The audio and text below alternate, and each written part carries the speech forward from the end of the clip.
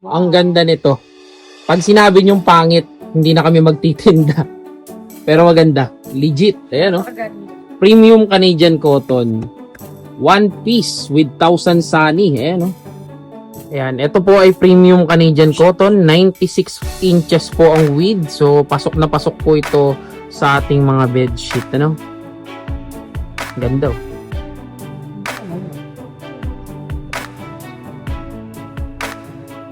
Basta ako po. Ito na po yung isa. Ito na po yung floral.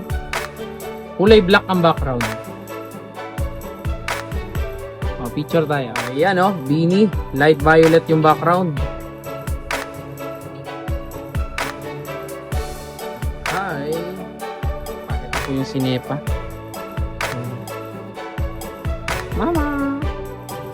Oops, ganda. Oh, ayan, oh. Ayan.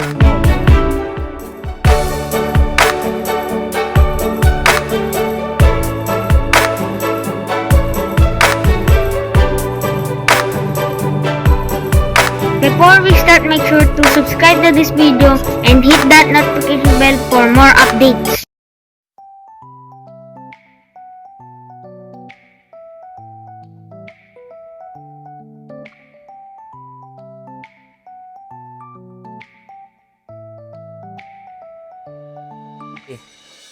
Oh, ayan. So, yun yung ilalim. Very good.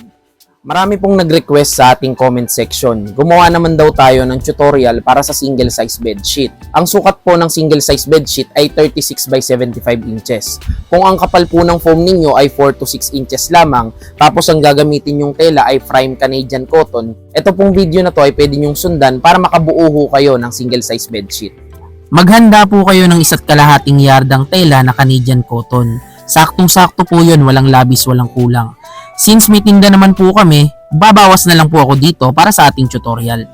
Yung 1.5 yarda na tela na bibilin mo, ito na yung kabuuang sukat niya. Nakasyang-kasya na para sa single size bedsheet. Ito yung magiging para dun sa lapad ng bedsheet mo, habang ito naman yung para dun sa haba niya.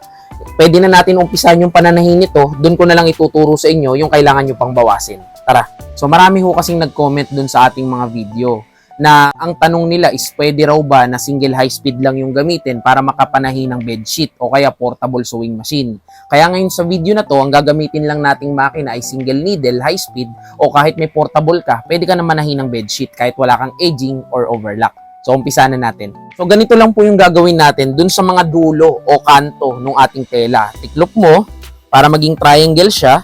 Tapos gamit po kayo ng ruler. Sa ruler may sukat din na inches. Ayan, ginuhitan ko yung 9 inches. Ito siya, oh. Ngayon, susukat tayo dito ng 9 inches. Kailangan ganito yung itsura ng triangle niya. Kung tawagin to right triangle. So ito yung 9 inches. Tapos ito sa dulo yung ating ruler. Ayan. So ganyan siya, diretso. Ngayon, after nun, guguhitan mo siya. Okay? So, after mo siya maguhitan, gupitin natin. Mag-iwan po tayo ng mga half inch hanggang 3/4 na sewing allowance. Ayan. Yun yung magiging sewing allowance natin kasi magdo-double fold tayo. So, ito na yung papasadahan natin.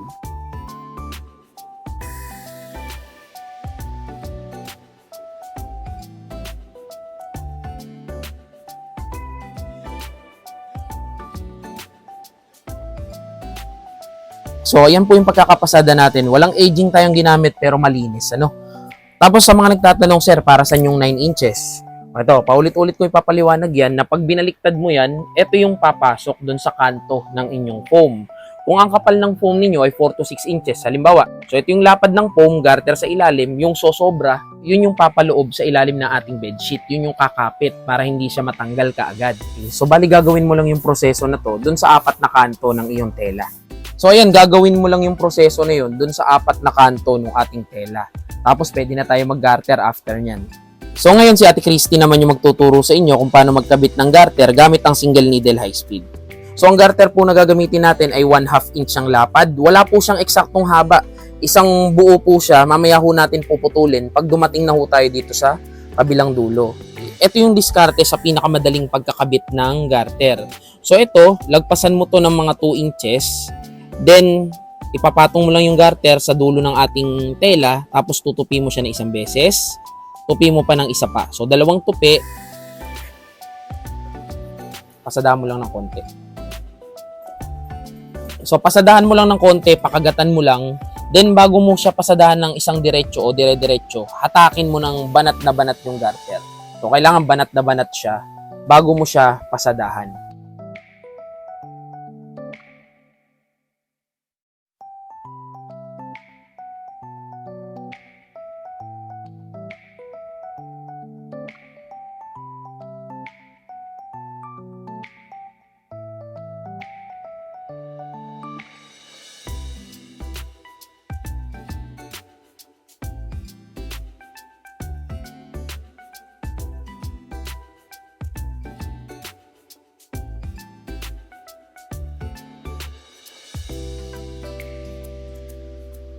So, ayan siya.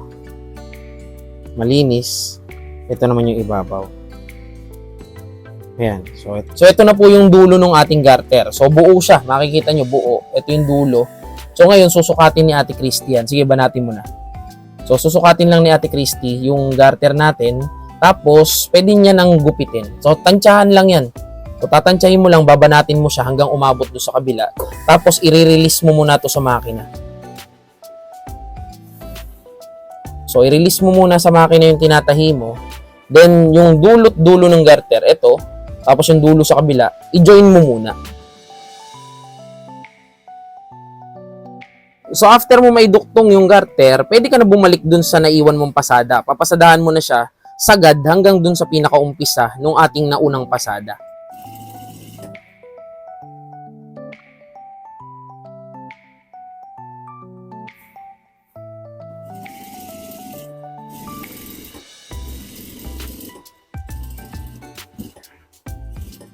Okay, so after nun, tapos na yan, pwede na natin ipasukat yung ating bedsheet.